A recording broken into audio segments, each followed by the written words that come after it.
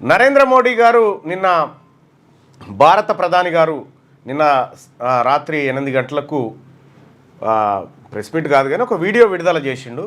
ఆ వీడియోలో నేను భారత్ పాకిస్తాన్ మధ్య జరిగినటువంటి ఈ ఘర్షణలు, ఆ తర్వాత భారత్ ఎలాంటి నిర్ణయాలు తీసుకుంది, భారత్ ఎలా దాడి చేసింది, పాకిస్తాన్ను ఎలా ఎదుర్కొంది అనేటువంటి అన్ని అంశాలను చర్చించే ప్రయత్నం చేసిండు.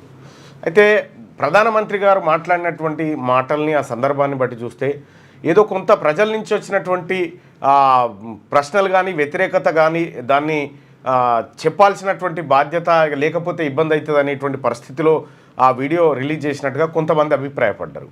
అయితే మరి వాస్తవానికి కూడా నరేంద్ర మోడీ గారు చెప్పిన దాంట్లో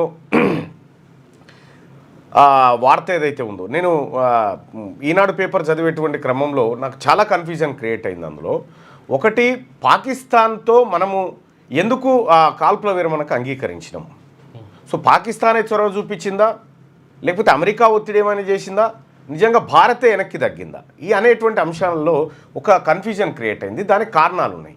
ఒకటేంటంటే, భారత్ తన మిసైళ్లను పాకిస్తాన్ అణ్వాయుధాలు దాచినటువంటి ప్రాంతంలో మిసైళ్లను వేసినట్టుగా, అక్కడి నుంచి ఆ రేడియేషన్ రిలీజ్ అవుతున్నట్టుగా, తద్వారా పాకిస్తాన్ భయపడి వెంటనే అమెరికాను అప్రోచ్ అయిపోయి మధ్యవర్తిత్వానికి రిక్వెస్ట్ చేయడంతో మధ్యవర్తిత్వం భారత్కు భారత్తో మధ్యవర్తిత్వం జరిపి ఈ విరమణకు అంగీకరింపజేసారు అనేది ఒక కథనం కనిపించింది. అయితే విషయం ఏంటంటే, మేము మా మిసైల్ని ఏదాన్ని కూడా పాకిస్తాన్ సంబంధించినటువంటి అంశాల వైపు తీసుకుపోలేదు అని మన భారత ఎయిర్ ఫోర్స్ ఖండించింది. అది కాబట్టి ఆ చర్చకు తావలేదు. ఇక పాకిస్తాన్లో అణుబాంబులు దాచినటువంటి చోట మన మిసైల్ పడడంతో రేడియేషన్ రిలీజ్ అవుతుంది అనేటువంటి మాట చెప్పి ఇది కూడా అబద్ధమని ఇరు దేశాలు కూడా ఖండించినాయి. సో కాబట్టి ఆ చర్చకు తావులేదు. అంటే మనం అణుబాంబులను డిస్టర్బ్ చేసినాము అనేటువంటి చర్చకైతే అక్కడ తావులేదు. రెండో అంశం ఏంటంటే, భారత్ను అమెరికా మధ్యవర్తిత్వానికి భారత్ ఎందుకు తలొగ్గింది అనుకున్నప్పుడు ట్రంప్ కూడా ప్రకటన చేసిండు. ఏమని? నా మధ్యవర్తిత్వం వల్లనే ఈ సంధి కుదిరింది, లేకపోతే చాలా విస్ఫోటనం జరిగేదనేటువంటి మాట ఆయన చెప్పిండు. సో ట్రంప్కు సంబంధించి వాణిజ్యపరమైనటువంటి ఆంక్షలు విధిస్తామనేటువంటి హెచ్చరిక భారత్కు ట్రంప్ చేయడంతో భారత్ దిగొచ్చిందనేటువంటి ఇంకో కథనాన్ని కూడా అదే పేపర్లలో చదవడం జరిగింది. సో ఏది నిజం? నిన్న ప్రధానమంత్రి గారు మాట్లాడినటువంటి మాట తర్వాత మనం పేపర్లో ఒక మాట చూస్తే, ఈనాడు పేపర్లో చూసినటువంటి హెడ్లైన్, కాళ్ళ బేరానికి వచ్చింది అని చెప్పి మనం హెడ్లైన్ చూస్తా ఉన్నాం. కాళ్ళ బేరానికి వచ్చిన తర్వాత మళ్ళీ కాల్పులు ఎందుకు జరిపింది? మళ్ళా కాళ్ళ బేరానికే వచ్చింది, కానీ ప్రధానమంత్రి మోడీ గారు మాట్లాడిన తర్వాత మళ్ళీ బాంబులు పడ్డాయి అని చెప్పి కాళ్ళ బేరానికి వచ్చినప్పుడు మళ్ళీ కాల్పులకు ఎందుకు దిగిండు? వాడే ఊకోవాలి, ఇంకా వద్దురా అని చెప్పి వద్దని దండం పెట్టాలి, వాడే దండం పెట్టి ఊకోవాలి. కానీ ఆ పరిస్థితి కనిపించలేదు. సో ఇదే ఈనాడు దినపత్రికలో మనం రెండు పక్కన చూడొచ్చు. ఇగో, జమ్మూ కాశ్మీర్లోని సాంబా జిల్లాలో సోమవారం రాత్రి కనిపించిన పాకిస్తాన్ డ్రోన్లు అంటూ ఒక వార్త ఉంది. ఇక్కడ కాళ్ళ బేరానికి వచ్చిందని ప్రధానమంత్రి గారు చెప్తా ఉన్నారు. అక్కడ పోయేసరికి కాళ్ళ బేరం కాదు, ఇది కాల్పులు అని చెప్పి మళ్ళీ కాల్పులు చేశారు.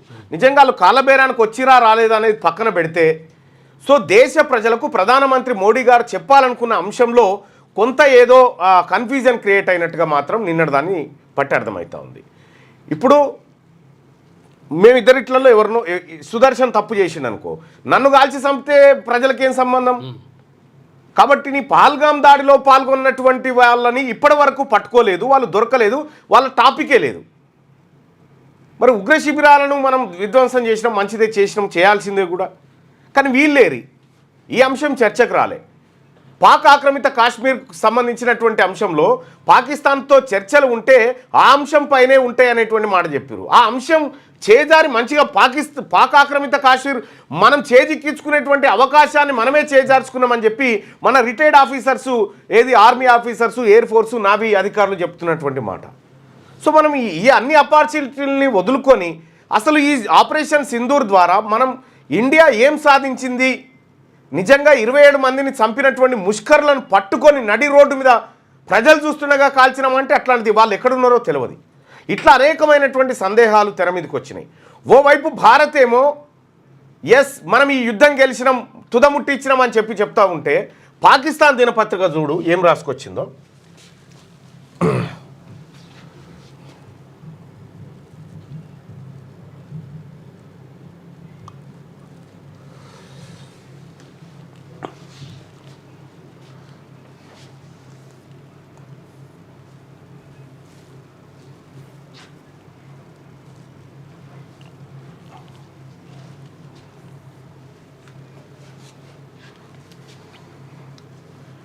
Kashmir take centre stage as fragile ceasefire holds అని చెప్పి వాళ్ళేమో సంబరాలు చేసుకుంటా ఉన్నారు. పాకిస్తాన్ పేపర్లలో ఆ దేశ ప్రజలు సంబరాలు చేసుకుంటా ఉన్నారు. రెండోది ఏంటంటే పాకిస్తాన్ క్రికెటర్ అఫ్రీది కరాచీలో ర్యాలీ తీసినాడు, పెద్దది ర్యాలీ తీసి మనమే గెలిచినామని చెప్పి చెప్తా ఉన్నారు. సోషల్ మీడియా వచ్చినాక వాటి పట్టించుకోరు. అయితే ఏం జరిగింది అనేది ఇంకా సంశయంగానే మిగిలిపోయింది. అసలు ఈ భారతదేశ ప్రజలకు ఆపరేషన్ సింధూర్ కానీ ఇటీవల కాలంలో రెండు దేశాల మధ్య జరిగిన ఘర్షణల్లో కానీ ఇంకా పూర్తి స్థాయి వాస్తవాలు తెలవలేదు అనేది స్పష్టంగా అర్థమవుతున్నటువంటి విషయం. మరి నరేంద్ర మోడీ గారు ఈ జరిగినటువంటి డ్యామేజ్ ఏదైతే ఉందో దీని ద్వారా ఎంత నష్టం జరిగింది, మనకెంత నష్టం జరిగింది, దాయాదులను ఎంత నష్టపరిచాము, ఆర్థికంగా నిన్న 6 ప్రశ్నలు మనం నరేంద్ర మోడీ గారు చెప్పాల్సినటువంటి ప్రశ్నల గురించి మాట్లాడుకున్నాం. ఆ ప్రశ్నల్లో 1-2 మినహా మిగతా పూర్తి స్థాయి ప్రశ్నలకు సమాధానం వచ్చినట్టుగా అనిపించట్లేదు. మొత్తానికి ఆపరేషన్ సింధూర్ అనేది అది ఏం జరిగిందో ఎటుపోయిందో అర్థం కానటువంటి పరిస్థితి. మన నాయకులు కూడా కన్ఫ్యూజన్ క్రియేట్ చేశారు. వాస్తవానికి ఆర్మీ తమ శక్తియుక్తులంతా ఉపయోగించింది. మన ఇండియన్ ఆర్మీకి సెల్యూట్ చేయాలి. ఇండియన్ ఆర్మీ, ఎయిర్ ఫోర్సు, తర్వాత నావీ వాళ్ళు అవకాశం ఇస్తే పాకిస్తాన్ కూడా గుంజుకొచ్చి లోపల పడేసేటువంటి శక్తియుక్తులు ఉన్నటువంటి అంత పెద్ద ఫోర్సును పెట్టుకొని మనం ఎందుకు వెనక్కి తగ్గామనేది చాలా వరకు ఇంకా కన్ఫ్యూజన్గానే ఉంది. సరే, ఏదో వాస్తవాలు బయటికి ఇవాళ కాకపోయినా రేపైనా వస్తాయి. కానీ ఒక మాట అయితే సత్యం, ఈ దేశ ప్రజలకు వాస్తవాలు తెలవాల్సినటువంటి అవసరం ఉంది. సో అది నరేంద్ర మోడీ గారు మరో రూపంగా చెప్తాడా, ఇంకో రూపంగా చెప్తాడా, వ్యూహాత్మకంగా వ్యవహరిస్తూ ఉన్నాడా, ఆయన కొన్ని విషయాలను దాచడం వల్ల ఈ దేశ ప్రయోజనాన్ని కాంక్షిస్తూ ఉన్నాడా అనేది తెలవాల్సినటువంటి అంశం. ఆయన మంచి చేస్తుండా, చెడు చేస్తుండా, విపక్షాలు ఆరోపించేది తప్ప, లేకపోతే ప్రజల నుంచి వస్తున్నటువంటి అనుమానాలు తప్ప అనేది నివృత్తి కావాల్సినటువంటి అవసరం ఉంది. సో దాంట్లో కొంతవరకైనా కూడా వాస్తవాలు ప్రజలకు తెలవాలి. ఏదేమైనప్పటికీ పహల్గామ్ దాడిలో పాల్గొన్నటువంటి ముష్కర్లను ఇప్పటి వరకు మనం పట్టుకోలేదు, వాళ్ళను కాల్వలేదు, వాళ్ళను అరెస్ట్ చేయలేదు. ఇది జరిగినటువంటిది. ఇప్పుడు తిన్మార్ మలన్న మీరు ఇట్లా మాట్లాడుతుంటే మీద గౌరవం ఉండే ఆ గౌరవం పోతుంది, గుర్తుపెట్టుకోండి. బాయ్స్ ఫస్ట్ ఆఫ్ ఆల్ నేను మీకు చెప్పేది, నన్ను గౌరవించుడు బంద్ చేయరు మీరు.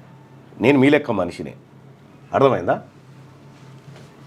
ఎస్, యుద్ధం చేయాలంటే మన వైపు కూడా నష్టం జరుగుతుంది.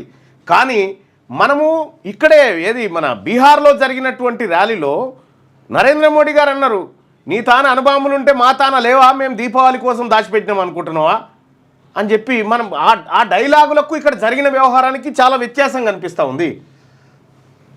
సో ఏదేమైనప్పటికి కూడా ఈ దేశం మనది, ఈ దేశం గొప్పగా ఉండాలి, ఈ దేశం ప్రపంచంలో నెంబర్ 1 ఉండాలి. ఆ విషయంలో ఏం తేడా లేదు, శశబిషాలు అంతకంటే లేవు. ఇక కాశ్మీర్కి సంబంధించినటువంటి అంశం ఏంది అనేది మనకి సుదర్శన్ స్టార్టింగ్లో వివరించిండు. ఆ కాశ్మీర్ ఎట్లా వచ్చింది, కాశ్మీర్ పంచాయతీ ఏంది, అసలు పాకిస్తాన్కి మనకు ఉన్నటువంటి లొల్లి ఏంది, ఇవన్నీ కూడా మనం ఈ వీడియోలో చూసుకోవచ్చు. ఆ వీడియోకి సంబంధించినటువంటి లింక్ డిస్క్రిప్షన్లో కూడా మీకు అందుబాటులో ఉంటుంది. మార్నింగ్ న్యూస్లోకి వెళ్ళే కంటే ముందు ఇంకొక వార్త తీసుకోవాలి. తెలంగాణలో మనం ఇంత మొత్తుకుంటున్నాం, భారతదేశ వ్యాప్తంగా కులగణన కావాలని మొత్తుకుంటా ఉన్నాం. రెండోది, తెలంగాణలో ఏదో కులగణన చేసి రెడ్డిదో గుడ్డిదో చేసి బీసీల లెక్క 56% దాటిందని నివేదికలు బయటపెట్టిరు. ఓవరాల్గా గంపగుత్తగా లెక్క బయటపెట్టిరు. ఇంత జరుగుతుంటే కూడా సమాచార కమిషన్లో ఒక్క బీసీని కూడా పెట్టలేం. మళ్ళా చూసుకో, ఇక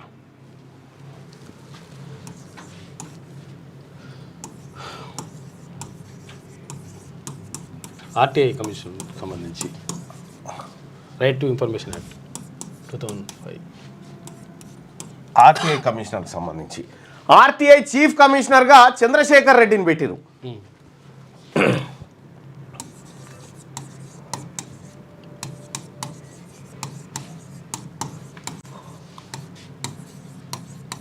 చంద్రశేఖర్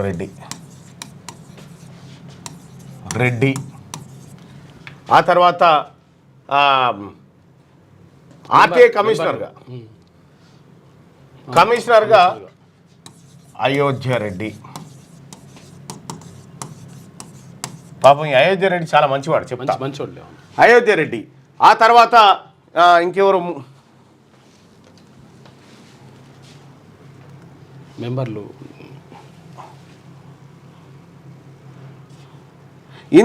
ఇంత బీసీలు ఇంత అదే నిన్న పొన్నం ప్రభాకర్ గారు మాట్లాడే కదా బీసీలు ఉన్నత పదవులకు అర్హులు గారా నిన్న ఈ పేపర్ తీస్తే మనకు అర్థమవుతుంది. తెలంగాణ నలుగురు గారా ఇక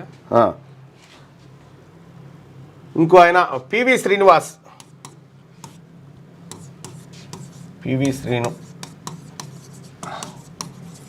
ఈయన బ్రాహ్మణ ఈయన రెడ్డి ఆ తర్వాత పర్వీన్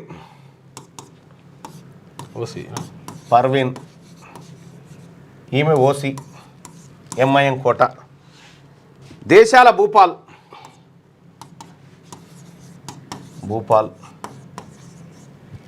ఎస్సీ బీసీలు ఒక్కరు లేరు, ఒక్క బీసీ లేడు సమాచార కమిషన్లో ఇప్పటికీ. ఇక్కడ పొన్నం ప్రభాకర్ గారు నిన్నటి పేపర్ ఏది నిన్నటి ఏదో పేపర్ మనదేనా ఇట్లా వాట్సాప్లో వచ్చేసి పంపి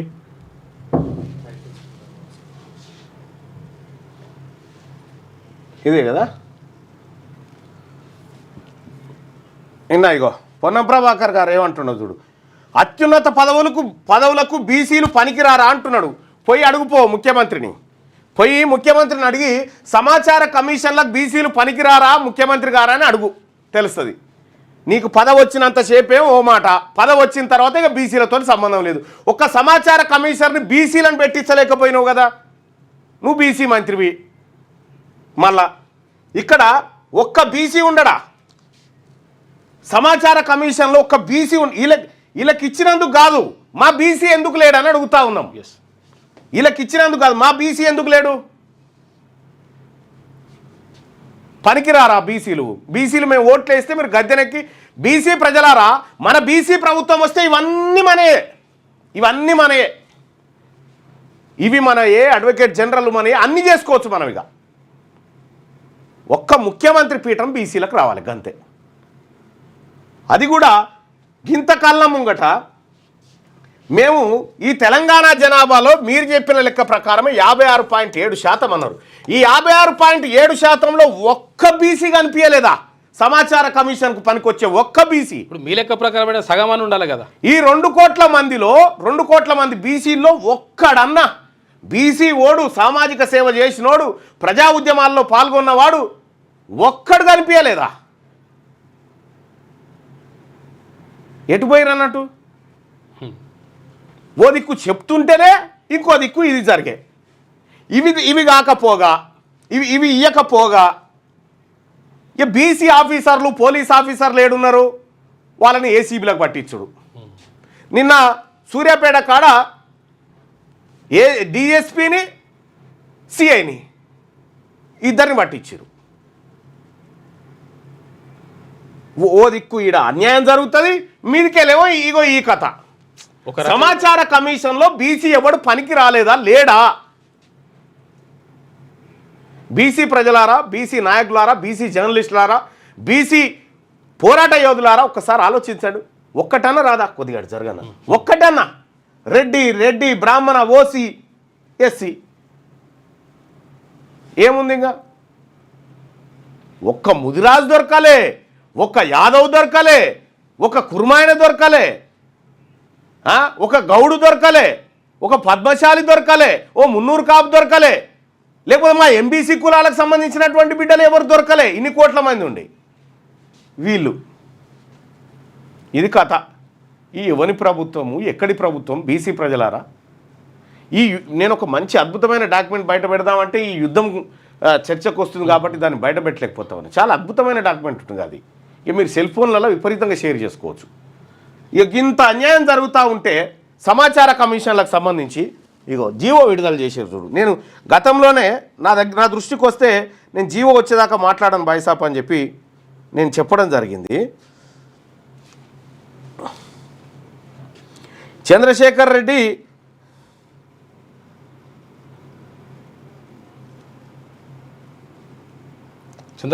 అన్న విద్యాసాగర్ రెడ్డి ఆ ముసలైన కాడ రిన్యువల్ రిటైర్ అయిపోయిన తర్వాత 70 ఏళ్ళు అయినాక ఆయనకు మళ్ళీ రిన్యువల్ చేసింది.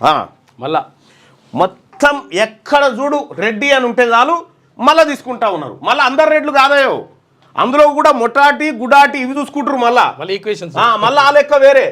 ఇప్పుడు రెడ్లల్లో ఎన్ని ఉంటాయి? 33 శాఖలు, 33 శాఖలు ఉంటాయి, 33 వర్గాలు ఉంటాయి రెడ్లల్లో. అందులో కేవలం 1-2 మొటాటి గుడాటి, ఈ 2 మాత్రమే వీళ్ళు అనుభవిస్తూ ఉన్నారు.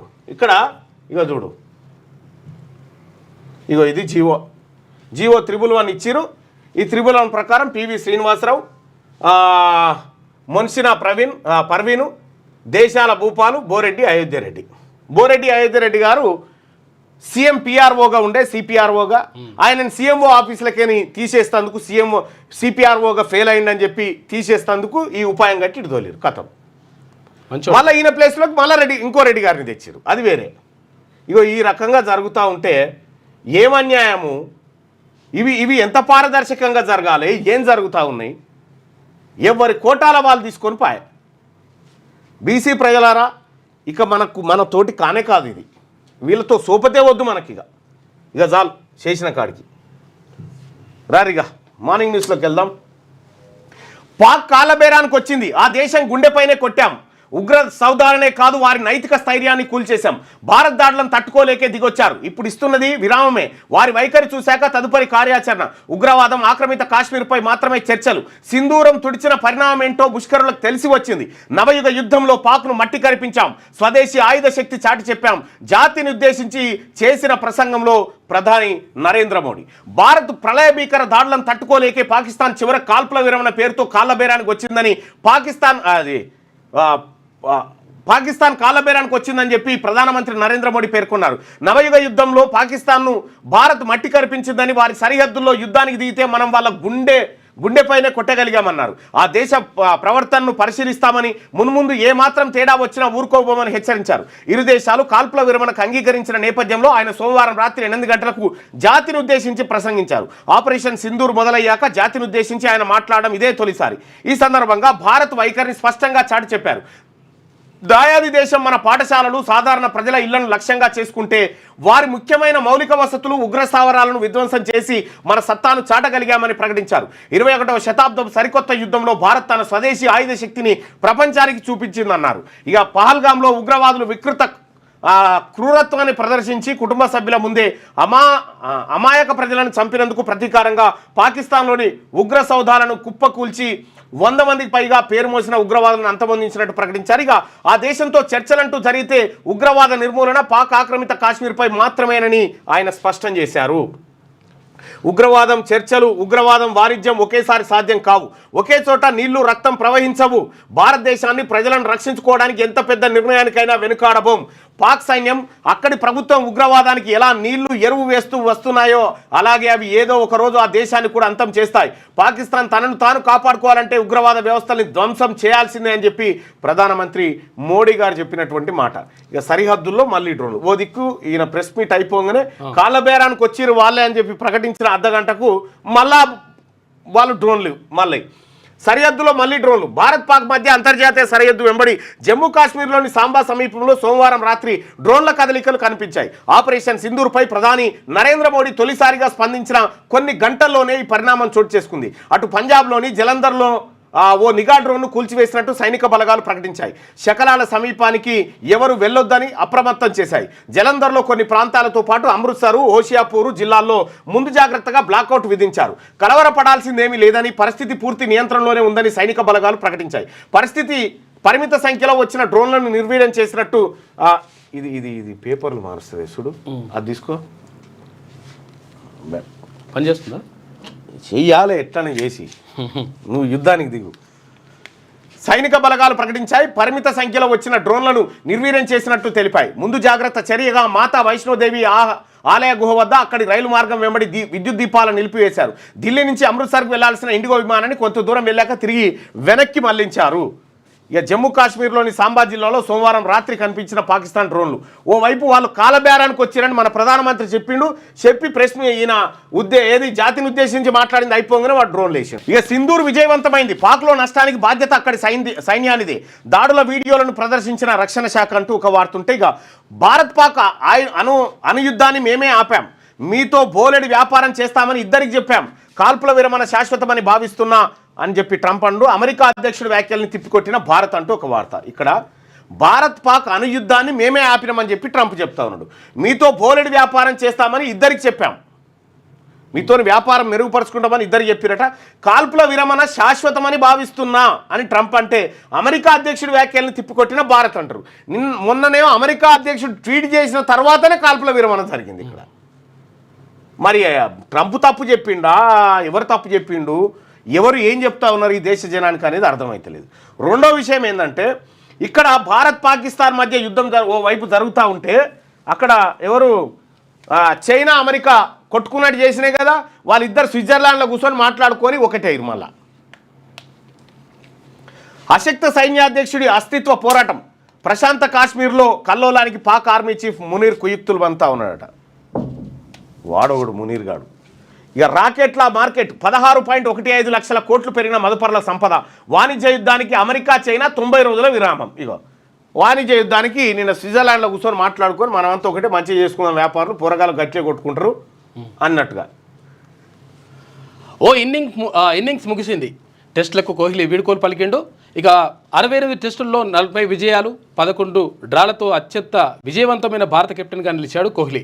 ఇక బ్యాటర్గా 123 మ్యాచ్ల్లో 30 శతకాలు 46.85 సగటుతో 9230 పరుగులు చేశాడు కోహ్లీ. ఓ ఉజ్వల ఇన్నింగ్స్ ముగిసింది. ఓ గొప్ప శకానికి తెరపడింది. మేటి బ్యాటర్ స్ఫూర్తిదాయక కెప్టెన్ ఉరిమే ఉత్సాహంతో మైదానమంతా చైతన్యాన్ని నింపే పోరాట యోధుడు విరాట్ కోహ్లీని ఇక మనం తెల్ల జెర్సీలో చూడలేం.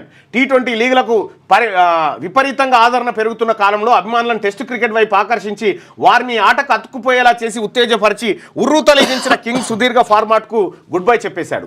దాదాపు దశాబ్దంన్నర పాటు టీమిండియాకు వెన్నుముకలా నిలిచిన అతడు దీర్ఘ ఫార్మాట్ నుంచి రిటైర్ అవుతున్నట్టు ప్రకటించారు. నిరుడు టీ20ల నుంచి రిటైర్ అయిన కోహ్లీ ఇక వన్డేలో మాత్రమే భారత్కు ప్రాతినిధ్యం వహిస్తాడు. సీనియర్లకు చీకుగా, జూనియర్లకు భయ్యాగా, అభిమానులకు కింగ్గా భారత క్రికెట్లో అంతర్భాగమైన కోహ్లీని ఇక టెస్టులో చూడలేకపోవడం పెద్ద వెలితే. అది పూడ్చలేనిది. అతడు బ్యాట్తో పరుగుల వరద పారించడమే కాదు, సారథిగా భారత జట్టు టెస్టులో ఆడే తీరునే మార్చేశాడు. విదేశాల్లో తడబడే అలవాటున్న టీమిండియా కోహ్లీ నాయకత్వంలో దూకుడును అలవర్చుకుంది. బార్డర్ గవస్కర్ సిరీస్లో భాగంగా జనవరిలో సిడ్నీలో ఆడిన ఐదో టెస్టే కోహ్లీ కెరీర్లో ఆఖరి టెస్ట్గా మిగిలిపోయిందట. ఇక కోహ్లీ టెస్ట్ క్రికెట్లో కనిపించాడు, రిటైర్మెంట్ తీసుకుని త్వరలో భారత్ ఫ్యూచర్ సిటీని ఆవిష్కరిస్తాం. ఐటీ సంస్థల కొత్త క్యాంపస్లన్నీ హైదరాబాద్లోనే. రాష్ట్రానికి 16 నెలల్లో 3 లక్షల కోట్ల పెట్టుబడులు. సొనాటా సాఫ్ట్వేర్ నూతన కార్యాలయం ప్రారంభోత్సవంలో సీఎం రేవంత్ రెడ్డి. ఈ సొనాటా ఎవరిదో జర చూడు. ఇక్కడ బుద్ధ భవనంలో ముద్దుగుమ్మలు. నాగార్జున సాగర్లోని బుద్ధవనం వద్ద మిస్ వరల్డ్ పోటీదారులట. నిన్న బుద్ధుడు ఆయన వైరాగ్యం తీసుకుని వచ్చి బుద్ధవనంలో అది బంద్ చేయి. బుద్ధవనంలో ముద్దుగుమ్మలు. నాగార్జున సాగర్లో బుద్ధవనం వద్ద మిస్ వరల్డ్ పోటీదారులను చూస్తా ఉన్నాం. ఇక ఇది ఇట్లా ఉంటే ఇక చాలు చర్చించుకుందామా, ఉక్రెయిన్తో చర్చలకు సిద్ధం పుతిన్, మేము కూడా సిద్ధమే అని జెలెన్స్కీ. అలిచిపోయారు, కొట్టుకొని అలిచిపోయి ఇక జాల్తీ అని చెప్పి. ఇక 4 సమాచార కమిషనర్ల నియామకం జరిగింది. దాని గురించి మనం ఇప్పుడే మాట్లాడుకున్నాం. ఒకసారిగా వెలుగు దినపత్రికలో ఉన్నటువంటి వార్తల్ని చూద్దాం. మళ్ళీ తోక జాడిస్తే అంతు చూస్తాం. ఇండియాపై ఒక్క టెర్రర్ అటాక్ జరిగినా వదలం. పాకిస్తాన్కు ప్రధాని నరేంద్ర మోడీ స్ట్రాంగ్ వార్నింగ్. టెర్రరిజాన్ని పెంచి పోషిస్తున్న వాళ్ళను కూకటి వేలతో పీకి పడేస్తాం. న్యూక్లియర్ బ్లాక్మెయిలింగ్కు పాల్పడితే సహించం. పాక్తో ఎలాంటి చర్చలు జరిపినా అది టెర్రరిజం పైనే, ఏం మాట్లాడినా అది పీఓకే పైనే ఉంటుంది. ఆపరేషన్ సింధూర్తో ఇండియా సత్తా చాటినాం. 100 మంది టెర్రరిస్టులను మట్టుపెట్టినాం. పాక్ కాలబేరానికి వస్తేనే సీజ్ ఫైర్కి అంగీకరించాం. ఈ యుగం యుద్ధాలది కాదు, టెర్రరిజానిది అంతకన్నా కాదు. జాతిని ఉద్దేశించి ప్రసంగంలో ప్రధాని మోడీ ఇక్కడదే ఆన్ చేస్తే చంపొస్తుందే చలో ఇట్లా అన్నట్టు పట్ట అయిపోయింది. దోమలు విపరీతంగా ఉన్నాయి. పాకిస్తాన్కు షాక్ ఇచ్చాం. పాల్గం టెర్రర్ దాడి యావత్ దేశాన్ని కలిసి వేసిందని చెప్పి ఒకవైపు చెప్పి ఇక దెబ్బకు కాళ్ళబేరానికి వచ్చింది. ఆపరేషన్ సింధూర్ దెబ్బకు పాకిస్తాన్ కాళ్ళబేరానికి వచ్చింది. మే 10న మధ్యాహ్నం మన డీజీఎంఓతో పాక్ ఆర్మీ చర్చలు జరిపింది. మళ్ళీ ఉగ్రవాద చర్యలకు పాల్పడబోమని, కాల్పులు జరపబోమని తెలిపింది. కాల్పుల విరమణ ఒప్పందం అమలు చేయాలని ప్రాధేయపడింది. కానీ మేము ఒప్పుకోలేదు. పాకిస్తాన్ నుంచి స్పష్టమైన హామీ వచ్చిన తర్వాతే చర్చించుకొని సీజ్ ఫైర్కు ఓకే చెప్పామని ప్రధానమంత్రి నరేంద్ర మోడీ గారు చెప్తున్నటువంటి మాట. ఇంకా ఒకసారి మనం ప్రజల్ని కూడా ఒక ప్రశ్న వాళ్ళ ముందు పెట్టాల్సినటువంటి సందర్భం ఇది. ఏంటంటే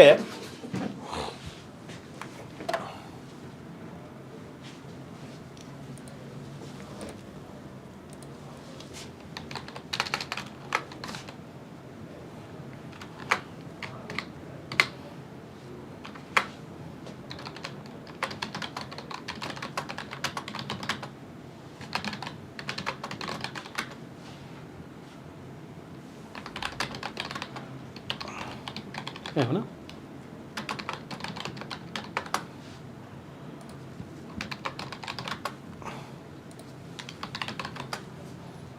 రైట్.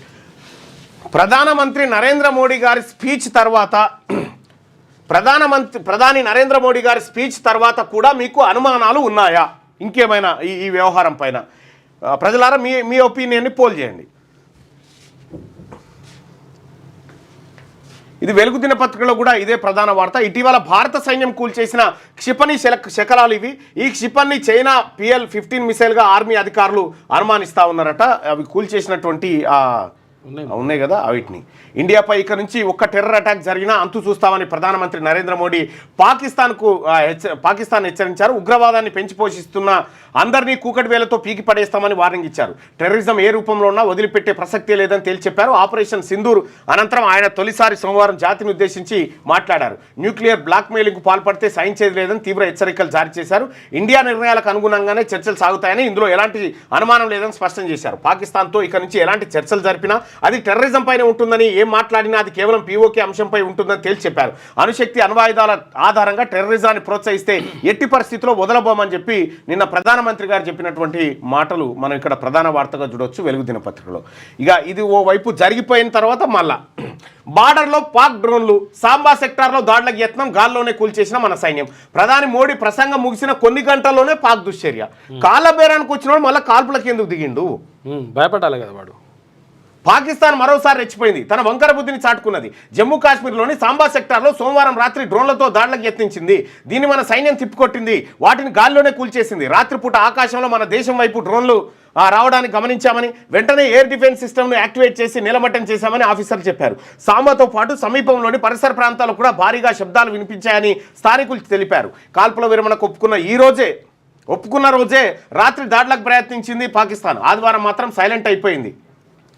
తిరిగి సోమవారం రాత్రి తన బెదిరింపును ప్రదర్శించింది. అయితే రాత్రి 8 గంటలకు ప్రధాని నరేంద్ర మోడీ జాతిని ఉద్దేశించి మాట్లాడుతూ పాకిస్తాన్కు గట్టి వార్నింగ్ ఇచ్చారు. ఆయన ప్రసంగం ముగిసిన కొద్ది గంటల్లోనే పాక్ ఇలా డ్రోన్లతో దాడికి యత్నించగా వాటిని మన సైన్యం తునాతునకలు చేసిందంటూ ఒక వార్త. ఇక మరి చర్చలకేం మనం కాల్పుల విరమణ అనుకున్నాం, సరే ఏదో దేనికో ఏ కారణంగానో అనుకున్నాక తర్వాత కట్టుబడి ఉండాలి కదా. మరి వాడు కవించినప్పుడు మనం ఏం చేస్తాం? మరి మనం కూడా పోయి దవడం మీదకైనా ఒక టేస్ట్ అయిపోతుంది కదా. ఎందుకు ఈ తమాషా? సెట్ అవుతుంది లెక్క. యుద్ధం బాలీవుడ్ సినిమాలో ఉండదు, దాని గాయాలు తరతరాల వెంటాడుతాయి. ఆర్మీ మాజీ చీఫ్ నరవనే.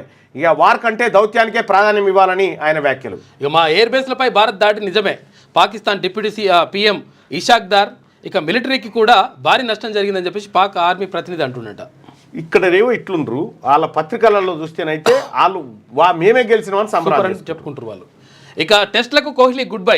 ఇండియా టెస్ట్ క్రికెట్లో ఓ అద్భుత అంకానికి తెరపడింది. ఇక లెజెండరీ క్రికెటర్ టీమిండియా మాజీ కెప్టెన్ విరాట్ కోహ్లీ టెస్ట్ ఫార్మెట్కు సోమవారం రిటైర్మెంట్ ప్రకటించారు. 14 ఏళ్ల సుదీర్ఘ కెరీర్లో ఆటగాడిగా కెప్టెన్గా జట్టుకు ఎన్నో విజయాలు అందించిన కోహ్లీ రిటైర్మెంట్ ప్రకటించాడు. ఇక 17న IPL రీస్టార్ట్ కాబోతా ఉంది. ఇక క్రికెట్ క్రీడాభిమానులకు మళ్ళా శుభవార్త. ఇండియా పాకిస్తాన్ మధ్య ఉద్రిక్తతల కారణంగా నిలిచిపోయిన IPL 18 సీజన్ను ఈ నెల 17 నుంచి తిరిగి ప్రారంభించనున్నట్లు BCCI ప్రకటించింది. జూన్ 3న ఫైనల్ నిర్వహిస్తున్నట్టు తెలిపింది. పంజాబ్ ఢిల్లీ మధ్య ఆగిన పోరు సహా 17 మ్యాచ్ల కొత్త షెడ్యూల్ను సోమవారం ప్రకటించిందట.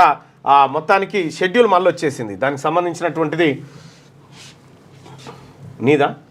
చలో అటు చెప్పి నేను తీసేస్తే అంటనే సిద్ధగౌని. నిన్న ఏది మన ఇందిరాగాంధీ వీడియో వైరల్ అయింది నిన్న. అదే అన్న టాటా IPL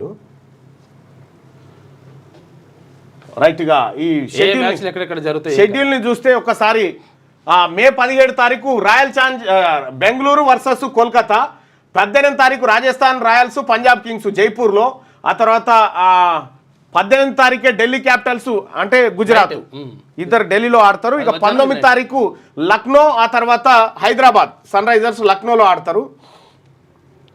ఆ తర్వాత 20 తారీఖు వచ్చేసి చెన్నై రాజస్థాన్ ఢిల్లీలో ఆడతారు. ఆ తర్వాత 21 తారీఖు ముంబై ఇండియన్స్ ఢిల్లీ క్యాపిటల్స్ ముంబైలో ఆడతారు. ఆ తర్వాత 22 తారీఖు గుజరాత్ టైటన్స్ లక్నో అహ్మదాబాద్లో ఆడతారు. ఇక మే 23 తారీఖు Royal Challengers Bengaluru Sunrisers Hyderabad బెంగళూరులో ఆడతారు. ఇక తర్వాత మే 24 పంజాబ్ కింగ్స్ తర్వాత ఢిల్లీ క్యాపిటల్స్ జైపూర్లో ఆడతారు. ఆ తర్వాత మే 25 Gujarat Titans Chennai super Kings అహ్మదాబాద్లో ఆడతారు. ఆ తర్వాత మే 25 సన్ రైజర్స్ ఆ తర్వాత కోల్కతా నైట్ రైడర్స్ ఢిల్లీలో ఆడతారు. మే 26 పంజాబ్ కింగ్స్ ముంబై ఇండియన్స్ జైపూర్లో ఆడతారు. మే 27 తారీఖు లక్నో ఆ తర్వాత బెంగళూరు లక్నోలో ఆడతారు. ఈ క్వాలిఫైయర్ 1 వచ్చేసి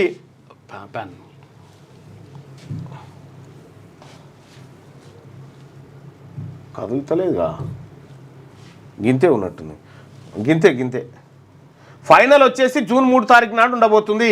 final quarter final 1 quarter final 2 ఆ తర్వాత ఏది ఫైనల్ వచ్చేసి జూన్ 3 తారీఖు నాడు ఉండబోతుంది. ఇది ఐపీఎల్కి సంబంధించినటువంటి షెడ్యూల్. ఇక వెలుగు దినపత్రికలో మిగతా వార్తలను చూస్తే ఆపరేషన్ సింధూర్ సక్సెస్, పాక్ దాడులు సమర్థవంతంగా తిప్పికొట్టాం, air marshal AK Bharti, China PL-15 క్షిపణిని నేలకూల్చాం, స్వదేశీ తయారీ ఆకాశ్ను సమర్థంగా వినియోగించాం, ఆ దేశంలో జరిగిన నష్టానికి బాధ్యత పాక్ ఆర్మీదే, మన పోరాటం ఉగ్రవాదులతోనే కాదు. మనము ఇటు భారత్ పాకిస్తాన్ మధ్య మిసైల్ యుద్ధం జరుగుతుంటే అటు టర్కీ ఆ తర్వాత ఇజ్రాయెల్ ఇటు చైనా అటు అమెరికా వాళ్ళు ఏం చేస్తున్నారంటే ఓ ప్రచారం లేపినాయి. అగో చైనా మిసైల్ను కూల్చిరు, మాదే గొప్పది వాళ్ళు రాజకీయ వ్యాపారం చేసిరు. దాని మీద వ్యాపార రాజకీయం. స్వదేశీ తయారీ ఆకాశ్ను సమర్థంగా వినియోగించాం, ఆ దేశంలో జరిగిన నష్టానికి బాధ్యత పాక్ ఆర్మీదే, మన పోరాటం ఉగ్రవాదులతోనే కానీ పాకిస్తాన్తో కాదు, ఎప్పుడు ఎలాంటి ఆపరేషన్ చేపట్టేందుకైనా సిద్ధమేనని వెల్లడి, మన ఎయిర్ డిఫెన్స్ కవచంలో నిలిచింది LG రాజీవ్గా. ఇక పాక్ దాడులను నేవీ తిప్పికొట్టింది వైస్ అడ్మిరల్ ప్రమోద్. అనుయుద్ధాన్ని ఆపినా, భారత్ పాక్ కాల్పుల విరమణకు ఒప్పుకునేలా చేసినా, లేదంటే వాణిజ్యం ఆపేస్తామని చెప్పినా అని చెప్పేసి ట్రంప్ అంటున్నాడు. లేదంటే వాణిజ్యం ఆపేస్తామని చెప్పి బెదిరించినట. భారత్ పాకిస్తాన్ మధ్య అనుయుద్ధం రాకుండా అడ్డుకున్నామని అమెరికా అధ్యక్షుడు డొనాల్డ్ ట్రంప్ చెప్పారు. ఆ రెండు దేశాలకు చాలా న్యూక్లియర్ వెపన్లు ఉన్నాయని, పరిస్థితి అనుయుద్ధం వరకు దారితీసి ఉండేదని చెప్పి ఆయన బెదిరించినట. లేకపోతే మీరు ఒప్పుకోకపోతే మీ సంగతి బంద్ చేస్తా బెదిరించిందట ఆయన. అయితే ఈ విషయాన్ని భారత్ ఖండించినటువంటి అంశం చూస్తా ఉన్నాం. ఇంకోటి ఇవాళ 13 కదా, 16 తారీఖు రోజు మన మారోజు వీరన్న వర్ధంతుంది. మారోజు వీరన్న పోస్టర్ ఆవిష్కరణ కార్యక్రమం ఒకటి ఉంది. ఆ కార్యక్రమం మారోజు వీరన్న సొంతూరులో సిద్ధేశ్వర్ ఆ కార్యక్రమానికి సంబంధించిన పోస్టర్ ఆవిష్కరించబోతా ఉన్నాం. మారోజు వీరన్న మన అణగారిన కులాల కోసం తన జీవితాన్ని త్యాగం చేసినటువంటి వ్యక్తి. 16 తారీఖు ఆయన ఉంది. ఆ తర్వాత బెల్లి లలిత గారు కూడా ఇదే నెలలో డోర్ పెట్టు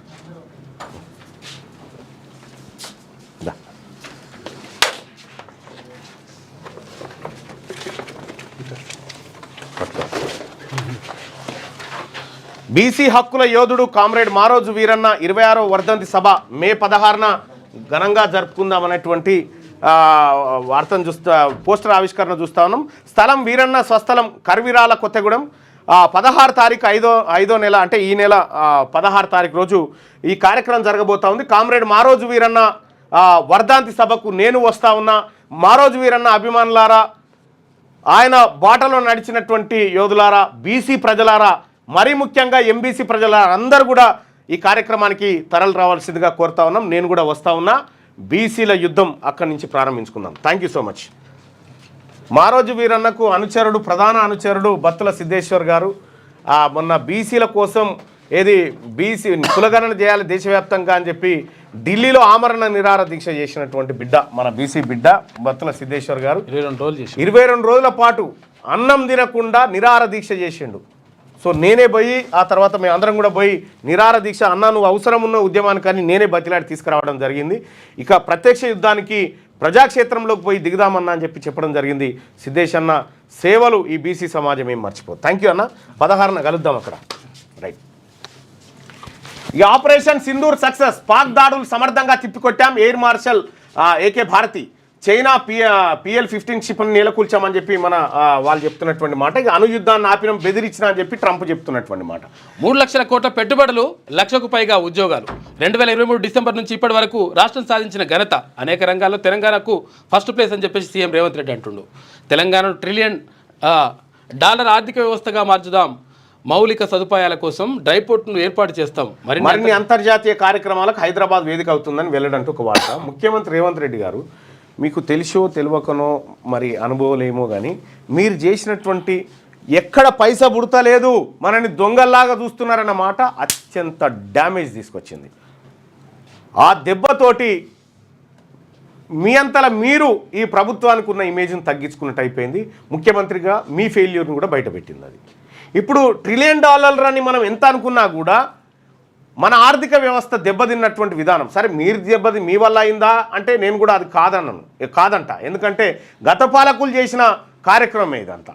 కానీ మీరు ఆ ప్రకటన చేయాల్సింది కాకుండా ఒక ముఖ్యమంత్రిగా అసలు ఏమీ లేవు, మనల్ని ఎవరు నమ్ముతలేడు, మనని దొంగలు చూసినట్టుగా చూస్తా ఉన్నారు, చెప్పులు ఎత్తుకపోతారేమో అని భయపడుతున్నారు అనేటువంటి వ్యాఖ్యలు మీరు చేయాల్సిన వ్యాఖ్యలు కాకుండా, అది ఇంకో కాంగ్రెస్ పార్టీ నాయకుడు చేసినా పర్వాలేకుండే. కానీ ఒక ముఖ్యమంత్రి హోదాలో ఉండి అది చెప్పడం అంటే, ఇప్పుడు పైసలు లేని దగ్గరికి పెట్టుబడులు ఎందుకు వస్తాయా? రావు కదా. అప్పుడు ఏం లేకుండా మస్తున్నాయని చెప్తుండే ఆయన. కేసీఆర్ ఉన్న కాలం ఏంటంటే కేసీఆర్ ఒక డేకీస పెట్టిండు, దాని మీద మూత పెట్టిండు. డేకీస మూత తీసేది లేదు, అని ఏముందో చూపేది లేదు, ఉన్నది ఉన్నది ఉన్నది ఉన్నది ఉన్నది అంటారు, ఉండొచ్చు అనుకుంటారు. అయితే దానికి కూడా కేసీఆర్ గారు ఏం చేసినప్పుడు ఆ డేకీసకు ఒక ఏడాది కొండి పెట్టిండు. మంట ఆకలి అయ్యే టైంకు డేకీసా ఒకటి పొయ్యి మీదకి దించారు, కట్టెల పొయ్యి మీదకి. అందులో ఏముందనేది తెలియదు. మళ్ళీ ఒక ఏడాది తర్వాత అరే కొబ్బరికాయ కొట్టుర్రా దానికి, ఇక మరి తోడాలి కదా అని కొబ్బరికాయ కొట్టించాను. కొబ్బరికాయ కొట్టించి ఇక ఆయనతో ఏది గంట పెట్టి కలిపే టైంకి ఎన్నికలు వచ్చినాయి. అందులో ఏముందో ఇప్పటికి తెలియదు. అప్పుడు కాంగ్రెస్ పార్టీలో ఉన్నటువంటి మనమందరం కూడా అనుకున్నాం డేకీసా నిండుందేమో అని, మళ్ళీ ఇంకో డేకీసా తెచ్చి పెట్టినాం పక్క పోయింటి. ఆ డేకీసా ఈ డేకీసా 2 డేకీసీలా దేవి పెడతారేమో అని ప్రజలు ఎదురు చూస్తే మన తాను ఏం లేదని మీరు కుండ బద్దలు కొడితే దాంతో మొదటికి మోసం వచ్చింది. వాస్తవానికి సన్నబియ్యంతో ఒక 5% క్రెడిట్ పెరిగింది. 5% పెరిగి మీ ప్రకటనతో 95% పోయింది. 95% పోయింది. అంటే మీరు చేయాల్సిన ప్రకటన కాకుండా, మరి మీకు ఎవరన్నా సలహా ఇచ్చిరో లేదో తెలియదు, కానీ అది మీరు చేయాల్సిన ప్రకటన కాదు. మీరు ఎంతసేపు నీ ఈపులో ఎన్ని గాయాలున్నా సరే చాలా గంభీరంగా, చాలా పకడ్బందీగా నీ ప్రజలకు నువ్వు కనిపించాలి. ఒక రాజు అని అందుకోసమే నీకు గ్రీకులు రాసిన గ్రంథాలు చదువు. ప్లాటో ఏం రాసిండు, అరిస్టాటిల్ ఏం చెప్పిండు, సోక్రటీస్ ఏమన్నాడు, ఇవన్నీ చదివితే ఒక రాజు అనేటువంటి వ్యక్తికి ఉండాల్సిన లక్షణాలు ఏంటి, ఏ సందర్భంలో ఎట్లా వ్యవహరించాలి, వాళ్ళు ఆ రోజుల్లోనే రాసిరు. 327 BC. సరే మిస్ అయిపోయిందిలే, కానీ అది ఇక మళ్ళా డ్యామేజ్ని పూడ్చుకునే పరిస్థితి కూడా లేదు. ఇక బుద్ధవనంలో అందాల తారలకు సంబంధించినటువంటి వాడుతుంటే ఇక మార్కెట్లు జూమ్. భారత్ పాక్ సీజ్ ఫైర్పై బుల్స్ జోరు. కలిసి వచ్చిన US China trade deal. Nifty సుమారు 4% పెరిగింది. అన్ని సెక్టార్ల ఇండెక్స్లు లాభాల్లోనే. గత 4 ఏళ్లలో బెస్ట్ డే అనట. ఒక్కరోజే 16 లక్షల కోట్లు పెరిగిందట ఇన్వెస్టర్ల సంపద. మార్కెట్లు జుమ్మున పెరిగినాయట. ఇక అమెరికా చైనా టారిఫ్ వార్కు 90 రోజుల బ్రేకు. వీళ్ళు మంచిగానే ఉన్నారు, మళ్ళీ మంచిగా ఉన్నారు. ఈయన అమెరికా, ఈ చైనా అయినా అమెరికా అయినా ఆయన కాయిదాలు మీరు, ఈయన కాయిదాలు మీరు కీసులాడుతారా? మరి ఎందుకు ఇచ్చిన ఆయుధాలు? మళ్ళీ వీళ్ళు పోతారా కూర్చొని మనకేం పంచాలన్న, మనం పెద్దోళ్ళం కదా, మనం లొల్లేందుకు అని మళ్ళా మాట్లాడు. చైనా అమెరికా మధ్య కొన్ని నెలలుగా కొనసాగుతున్న టారిఫ్ వార్కు తాత్కాలికంగా బ్రేక్ పడింది. పరస్పరం విధించుకున్న ప్రతీకార సుంకాలను 90 రోజుల పాటు వాయిదా వేసేందుకు సోమవారం స్విట్జర్లాండ్లోని జెనీవాలో జరిగిన ఇరు దేశాల ప్రతినిధుల సమావేశంలో అంగీకరించాయి. చర్చల ద్వారా ట్రేడ్ సమస్యలను పరిష్కరించుకోవాలని నిర్ణయించాయి. ఇక్కడ చైనా కూడా ఈ భారత్ పాకిస్తాన్ మధ్య యుద్ధం జరగాలని కోరుకుంటుంది. ఎందుకంటే ఇప్పుడు అమెరికా చైనా మీద టారిఫ్లు విధించడంతో అమెరికాకి ఎక్స్పోర్ట్ చేసేటువంటి కంపెనీలన్నీ భారత్లోకి వస్తాయేమో అని, భారత్ అల్లకల్లోల దేశంగా చూపిస్తే భారత్ వైపు పోకుండా ఈయనే ఉంటాయని అదొక రకమైనటువంటి ఆలోచన. దాన్ని మనం ధర్మంగానే తినాలన్నట. దేన్ని? పావురాన్ని, శాంతి కపోతాన్ని కాల్చాలని చూస్తున్నారు. వీళ్ళు ధర్మంగానే కాల్చుతామంటారు. కాల్చుడే ధర్మంగా కాల్చుతారట. ఇక టెస్ట్లకు విరాట్ గుడ్ బై చెప్పిండు. అనుభూతికి బెదరం. అణ్వస్త్ర బెదిరింపులకు సహించం. ఉగ్రవాదులు వారికి ఆశ్రయం ఇచ్చే ప్రభుత్వాలను వేర్వేరుగా చూడం. నుదుట సింధూరాన్ని తుడిచే సాహసం చేస్తే వాటి ప్రధాన కార్యాలయాన్ని తుడిచిపెట్టేశాం. సరిహద్దులో ప్రజల ఒపీనియన్ ఎట్లా ఉంది ఇక్కడ ఈ విషయంలో? ప్రధాని నరేంద్ర మోడీ గారి స్పీచ్ తర్వాత కూడా మీకు అనుమానాలు ఉన్నాయా? ఒకసారి చూద్దాం. 63% మందికి అనుమానాలు ఉన్నాయనే మాట చెప్తా ఉంటే, అనుమానాలు లేవు అనేటువంటి మాట 37% మంది చెప్తారు. లేవని 37%. అదే లేవని 37%. సరిహద్దులో దాడికి సిద్ధమైతే పాక్ గుండెలపైనే దాడులు చేశాం. భద్రతా బలగాల తెగువ పరాక్రమం తిరుగులేనివి. మన ఆర్మీ విషయంలో, ఎయిర్ ఫోర్స్, నేవీ విషయంలో ఎలాంటి డౌట్ లేదు. సూపర్. వాళ్ళ ధైర్యం, వాళ్ళ తెగువ అనిర్వచనీయం. ఉగ్రవాద స్థావరాలనే కాదు, నైతిక స్థైర్యాన్ని బదాబదలు చేశాం. మన దాడులతో పాక్కు ఊహకు కూడా అందనంత విధ్వంసం జరిగిందట. అందుకే ప్రపంచ దేశాలను వేడుకుంది, పరిగెత్తుకుంటూ వచ్చింది. మేడ్ ఇన్ ఇండియా రక్షణ వ్యవస్థల సత్తా ప్రపంచానికి తెలిసింది. ఉగ్రవాదం చర్చలు సహజీవనం సాగించలేవు. ఉగ్రవాదం వ్యాపారం ఒకే బాటలో పయనించలేవు. ఈ దోమలు ఇట తిరుగుతూ ఉంటే ఉగ్రవాదం వ్యాపారం ఒకే బాటలో పయనించలేవు. రక్తం నీళ్లు కలిసి ప్రవహించలేవు. జాతిని ఉద్దేశించి చేసిన ప్రసంగంలో ప్రధానమంత్రి నరేంద్ర మోడీ మాట్లాడినటువంటి మాటలు ఇక్కడ చూడొచ్చుగా. ఇదే అంశం పైన ఉగ్రవాదంపై పోరులో ఆపరేషన్ సింధూర్ ఇక్కడి నుంచి భారత సుష్య వ్యవస్థ విధానం ఉగ్రవాద వ్యతిరేక పోరాటాలకు ఈ ఆపరేషన్ సరికొత్త ప్రమాణాన్ని నిర్దేశించింది. ఇది యుద్ధాల యుగం కాదు, అలాగే ఉగ్రవాద శకము కారాదు. సురక్షిత అత్యుత్తమ ప్రపంచం కావాలంటే ఉగ్రవాదాన్ని ఏమాత్రం సహించరాదని చెప్పి నిన్న మోడీ గారు చేసినటువంటి వ్యాఖ్యలుగా. బ్రహ్మాస్త్రంలా దూసుకెళ్లిన మార్కెట్ 2975 పాయింట్ల లాభంతో 82,429.90 వద్ద ముగిసిన సూచీలు. అతిగా 16 లక్షల కోట్ల రూపాయలు పెరిగిన సంపద ఒక్కరోజే 3,400 తగ్గిన బంగారం ధర. సెన్సెక్స్ పెరిగితే బంగారం ధర తగ్గుతుంది. వాణిజ్య బెదిరింపులతో దారికి యుద్ధం ఆపకపోతే వాణిజ్యం ఉండదని హెచ్చరించా. ఉన్న ఫలంగా కాల్పుల విరమణ పాటించాలని చెప్పా. భారత్ పాక్ అణుయుద్ధాన్ని నివారించా, లేకుంటే కోట్లాది మంది చనిపోయేవారు. భారత్ పాక్ ప్రధానులు పరిస్థితిని అర్థం చేసుకున్నారు. భారత్తో చర్చలు ప్రారంభించాం, పాక్తోనూ త్వరలో. ఇక అమెరికా అధ్యక్షుడు ట్రంప్ వ్యాఖ్యలు, ఆయన వ్యాఖ్యలో వాస్తవం లేదన్న ప్రభుత్వ వర్గాలంటూ ఒక వార్త. ఏదో అంత కన్ఫ్యూజన్ వార్తలు. వాణిజ్య యుద్ధానికి విరామం, ప్రతీకార సుంకాల తగ్గింపుపై అమెరికా, చైనా ఒప్పందం చేసుకున్నాయి. ద్వైపాక్షిక దిగుమతులపై 115% టారిఫ్లు తగ్గింపు 90 రోజుల పాటు కొనసాగించాలని నిర్ణయం. ఇక నుంచి చైనాపై 30%, అమెరికాపై 10% సుంకాలంట. వలసలపై బ్రిటన్ కఠిన వైఖరి, పౌరసత్వం పొందడానికి నిరీక్షణ సమయం 5 నుంచి 10 ఏళ్లకు పెంపు. అత్యున్నత ప్రమాణాలతో ఇంగ్లీష్ తప్పనిసరి, ప్రధాని స్టార్మర్ ప్రకటన చేసిందట. ఇక సమాచార హక్కు కమిషనర్గా 4 పివి శ్రీనివాస్, అయోధ్య రెడ్డి, భూపాల్, పర్వీన్ల నియామకం. 3 ఏళ్ల పాటు పదవుల్లో హరిప్రసాద్, కేఎల్ఎన్, వైష్ణవికి నో. రాముల స్థానంలో భూపాల్కు ఛాన్సు. గవర్నర్తో సీఎం రేవంత్ రెడ్డి భేటీ, ఆ వెంటనే ఉత్తర్వులు జారీ అంటూ ఒక్క బీసీ లేడిన్లా. ఇక గుజరాత్లో తెలంగాణ పిఎస్బి పోలీసుల ఆపరేషన్. 20 మంది సైబర్ నేరగాళ్ళు అరెస్ట్ అయ్యారట. గుజరాత్లో ఉన్నారట. ప్రైవేటు బడులు, జూనియర్ కాలేజీలో ఫీజుల నియంత్రణ, పేరెంట్స్ టీచర్స్ కమిటీలే వాటిని నిర్వహించాలి. జిల్లా రాష్ట్ర స్థాయిలో ప్రత్యేక కమిటీలు. ప్రతి స్కూల్లో పేదలకు 25% ఫ్రీ సీట్లు. విద్యా రంగ సంస్కరణలపై సిద్ధమైన ముసాయిదా చట్టం. మంత్రి శ్రీధర్ బాబు అధ్యక్షత మంత్రివర్గ ఉపసంఘం భేటీ. పాల్గొన్న పాఠశాలలు, కళాశాల యాజమాన్యాలు పాల్గొనేట. ప్రతి కార్పొరేట్ స్కూల్లో 25% ఫ్రీ సీట్లు పేద పిల్లలకు ఇవ్వాల్సిందే. ఇక సాగర్లో సుందరీమణుల సందడి, బుద్ధవనాన్ని సందర్శించిన అందగత్తెలు. బుద్ధుడికి మిస్ వరల్డ్ పోటీదారుల నివాళి, బౌద్ధ భిక్షుల ఆశీర్వచనం. ఇక బౌద్ధపీఠం వద్ద ప్రార్థనలు, ధ్యానం. నేడు చార్మినార్ వద్ద హెరిటేజ్ వాక్ చేస్తారట. రేపు ఓరుగల్లుకు అందాల భామలు, వరంగల్ కోట, 1000 స్తంభాల గుడి, రామప్ప ఆలయం సందర్శిస్తారట. మరి బుద్ధుని ఏమైనా చేశారని భయం అవుతుంది. ఏం చేయర్లే. పోర్బందర్ పాక్ డ్రోన్ల వెన్ను విరిచిన మచిలీపట్నం సరుకు. హైదరాబాద్లో జామర్ల తయారీ, బెంగళూరులో రాడార్లు, బందర్లో ఎలక్ట్రో ఆప్టిక్ తుదిరుపు. శత్రు దేశానికి డేంజర్ బెల్స్ మన D4 అట. ఇది శత్రు దేశాలను గతంలో యుద్ధం అంటే యుద్ధ విమానాలు, ట్యాంకులు, శతాగ్నులు, ఒకప్పుడు యుద్ధం అంటే ఏందే గుర్రాలు, కత్తులు, బల్యాలు. అప్పుడు కూడా ధర్మయుద్ధం. మళ్ళా అవును, శంఖమూర్తి అయిపోవాలి. ఈ సాయంత్రం 4 అయిందంటే కథం శంఖమూరి కూ అనగానే అయిపోవాలి. ఎక్కడో అక్కడ వెళ్ళిపోవాలి. అంటేనే స్టార్ట్ కావాలి మళ్ళా. ఇప్పుడు అట్లే ఉంది. ఎప్పుడుందో యుద్ధం తెలియదు. యుద్ధ నౌకలు ఎక్కువగా కనిపించేవి, కానీ రష్యా ఉక్రెయిన్ యుద్ధం నుంచి డ్రోన్ల పాత్ర చాలా ప్రధానంగా మారిపోయింది. తాజా భారత్ పాక్ యుద్ధంలో డ్రోన్ల వినియోగం పతాక స్థాయికి చేరింది. 2 వైపుల నుంచి డ్రోన్లు, ఎగిరే బాంబులు, వందల వేల సంఖ్యలో దాడులకు దిగాయట. అలాగే ప్రత్యర్థుల డ్రోన్లను కూడా కూల్చివేసే వ్యవస్థలు కూడా మన తన బాగానే ఉన్నాయి. ఇక సరిహద్దులో సైన్యాన్ని తగ్గిద్దాం, డ్రోన్లు, క్షిపణుల దాడులు జరగొద్దు, కాల్పుల విరమణ పాటిద్దాం. భారత్ పాక్ డీజీఎంఓల భేటీలో నిర్ణయం. కాసేపటికే భారత భూభాగంలో పాక్ డ్రోన్లు సమర్థంగా కూల్చేశామన్న భారత సైన్యం. ఎలాంటి ఆందోళన అవసరం లేదని వెల్లడి. సాంబా, హోషియాపూర్లో బ్లాకౌట్. పాక్ వైమానిక స్థావరాలకు చావుదెబ్బ. 11 ఎయిర్ బేస్లపై భీకర దాడులు. ఆపరేషన్ సింధూర్పై డీజీఎంఓల వెల్లడి. కిరాణా హిల్స్పై దాడి చేయలే అని చెప్పి ఏకే భారతి. అంటే కిరాణా హిల్స్ అంటే ఇక్కడ అణు బాంబులను నిల్వ చేసినటువంటి పాకిస్తాన్ స్థావరం. అది ఆడ దాడి చేయలేదని ఏకే భారతి మనోళ్ళే చెప్తా ఉన్నారు. సెకీ సీఎండి గుప్తాపై కేంద్రం వేటేసిందట. మరో నెల గడువు ఉండగానే తొలగింపు. కేంద్ర పునరుత్పాదక ఇంధన శాఖ కార్యదర్శి సారంకి అదనపు బాధ్యతలు అప్పచెప్పినట. రామేశ్వర్ ప్రసాద్ గుప్తాను తప్పించినట. దాంట్లోకి అప్పీలన్నీ ఆదా వనరులే. ఒక్కోదానికి 15 నుంచి 20 లక్షల లంచం అంట.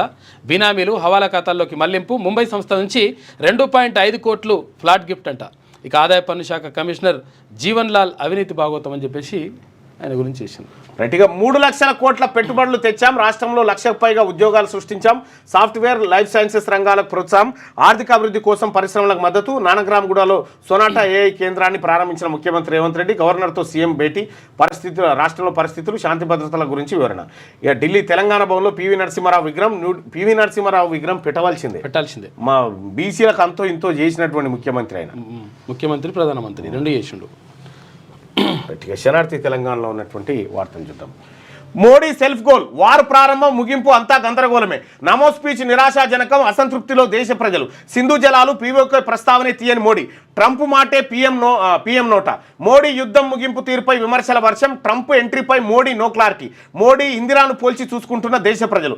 భారత ప్రధానమంత్రి నరేంద్ర మోడీ సెల్ఫ్ గోల్ అయ్యారు. ఆపరేషన్ సింధూర్ పేరుతో చేసిన అడావిడి అట్టర్ ఫ్లాప్ అయింది. వారు ప్రారంభం నుంచి ముగింపు వరకు అంతా గందరగోళ వ్యవహారంగా మారింది. ఆపరేషన్ సింధూర్ను కేంద్ర ప్రభుత్వం ప్రారంభించగానే దేశవ్యాప్తంగా మోడీ సర్కార్కు అనూహ్య మద్దతు దొరికింది. భారత్కు దాయాదితో ఏర్పడిన ఉద్రిక్తతల వేళ దేశ ప్రజలు నైతికంగా మోడీ ప్రభుత్వానికి అండగా నిలిచారు. భారతదేశ వ్యాప్తంగా ఇండియన్ ఆర్మీ, ప్రధాని మోడీ సర్కార్కు అనుకూలంగా ర్యాలీలు తీశారు. పార్టీలకు అతీతంగా ప్రభుత్వాన్ని సపోర్ట్ చేశారు. ఇక ఆపరేషన్ సింధూర్ స్టార్టింగ్ లో పాక్తో భారత్ దూకుడుగానే వ్యవహరించింది. ఇండియన్ ఆర్మీ దూకుడును చూసిన దేశ ప్రజలు ఈసారి పాక్కు ఎలాగైనా భారత్ ప్రభుత్వం గట్టి బుద్ధి చెప్తుందని భావించారు. పహల్గామ్ ఉగ్రదాడి, సింధు జలాలు, పీవీకే స్వాధీనం విషయాలకు ఒక ఎండు కార్డు వస్తుందని ఎక్స్పర్ట్లు ఎక్స్పెక్ట్ చేశారు. కానీ అనుకున్నది ఒకటైతే ప్రధానమంత్రి నరేంద్ర మోడీ అనూహ్యంగా వారికే ఎండు కార్డు వేయడం దేశ ప్రజలను తీవ్ర నిరాశకు గురి చేసింది. వాస్తవానికి ఆపరేషన్ సింధూర్లో భాగంగా భారత్తో పాకిస్తాన్ 3 రోజుల యుద్ధం చేసింది. ఈ 3 రోజుల్లో దయాదిపై ఇండియా స్పష్టమైన ఆధిక్యతను ప్రదర్శించింది. వరుసగా మిసైళ్లతో భారత్ పాక్లోని కీలక ఎయిర్ బేస్లపై నేలమట్టం చేసింది. పాక్ ఆక్రమిత కాశ్మీర్, పంజాబ్ ప్రావిన్స్లో ఉగ్ర శిబిరాలను నేలమట్టం చేసింది. తద్వారా ఏ రకంగా చూసినా భారత్ అప్పర్ హ్యాండ్ను సాధించింది. అయితే ఇంతవరకు బాగానే ఉన్న అమెరికా అధ్యక్షుడు డొనాల్డ్ ట్రంప్ భారత్ పాకిస్తాన్ల యుద్ధ విరమణకు ఒప్పుకున్నట్లు ప్రకటించారు. ఇరు దేశాలకు శాంతి ఒప్పందానికి అంగీకరించినట్టు స్పష్టం చేశారు. అయితే ట్రంప్ ప్రకటనపై భారతదేశ వ్యాప్తంగా విమర్శలు వెల్లువెత్తాయి. ఈ నేపథ్యంలోనే భారత ప్రధానమంత్రి హోదాలో మోడీ ఈ వ్యవహారంపై ఒక క్లారిటీ ఇస్తారని అందరూ అనుకున్నట్టుగానే ప్రధాని మోడీ కూడా సోమవారం రాత్రి 8 గంటలకు మీడియాను ఉద్దేశించి మాట్లాడారు. అయితే మోడీ తన ప్రసంగంలో యుద్ధ విరమణకు గల అసలు కారణాలు, పీఓకే, సింధు జలాల అంశంపై అసలే మాట్లాడలేదు అని చెప్పి ఒక వార్తను చూస్తాను. వాస్తవానికి మరి ఏం జరిగిందో తెలియదు. అదేమన్నా వ్యూహమా అనేది అర్థం కాదు. కానీ కన్ఫ్యూజన్లో మాత్రం ప్రజలు ఉన్నారు. ఇక్కడ మన పోల్లో కూడా ప్రధానమంత్రి నరేంద్ర మోడీ గారి స్పీచ్ తర్వాత కూడా మీకు అనుమానాలు ఉన్నాయంటే ఎస్ ఉన్నాయని 63% మంది అంటా ఉన్నారు. వ్యూహం కూడా అయి ఉండొచ్చు, కానీ మరి చెప్పాల్సి అంటే వ్యూహం చెప్పరు కదా, వ్యూహాలు చెప్పారు, ముందే చెప్పారు కాబట్టి మేబీ కావచ్చు. కానీ క్లారిటీ లేక మిస్ అవుతుంది. ఇక జీసీసీ హబ్గా Hyderabad AI ready centre, data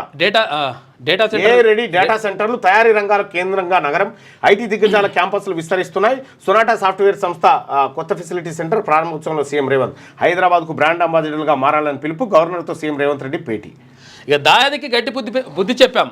అనుకున్న లక్ష్యాలను ఛేదించాం. మెజార్టీ ఉగ్ర శిబిరాలను ధ్వంసం చేశాం. 3 ఎయిర్ బేస్లను దెబ్బతీశాం. పాక్ డ్రోన్లు, మిసైళ్లను నేలకూల్చాం. ఆకాశ్ S-400 అద్భుత పనితీరును కనబరిచాయి. అయితే 140 కోట్ల మంది ప్రజల విశ్వాసాన్ని నిలబెట్టుకున్నాం. త్రివిధ దళాల సమన్వయంతో పాక్కు మన సత్తా ఏంటో చూపించాం. వైస్ అడ్మిరల్ ప్రమోద్, తర్వాత air marshal AK Bharti, lieutenant general Rajiv Ghai చెప్పినటువంటి పాకిస్తాన్ నమ్మి మోసపోదు. ఊసరవెల్లిలా రంగులు మారుస్తుంది. శాంతి, కాల్పుల విరమణ మోసమే.